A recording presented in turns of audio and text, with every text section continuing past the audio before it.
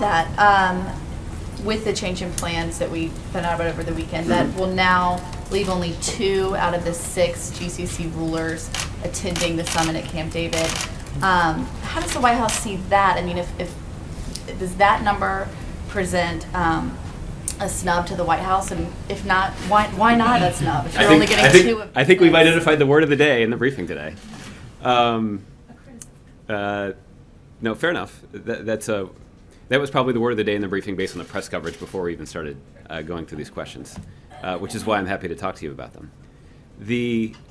We've walked through the situation in Saudi Arabia. We continue to be confident that the senior national security officials who can both represent the interests of Saudi Arabia at the meeting and follow through on any commitments that Saudi Arabia makes in the context of the meeting will be present and accounted for at the meeting. The same is true when it's applied to the 4 other countries that are participating in addition to Saudi Arabia. Let me give you another example. The Crown Prince of Abu Dhabi, Mohammed bin Zayed, is the deputy commander of the UAE military, but is the principal interlocutor between the United States and the UAE when it comes to significant national security questions like this one. So again, we continue to be completely confident that Mohammed bin Zayed, as the senior representative of the UAE at the meeting, will again be able to represent the interests of his country in the discussion and ensure that any commitments that he makes on behalf of his country will be fully and appropriately implemented. I would point out that there was never a commitment from anyone other than Mohammed bin Zayed to lead the UAE delegation at Camp David.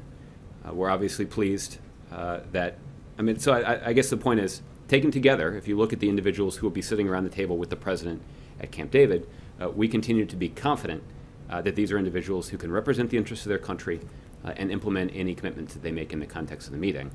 More importantly,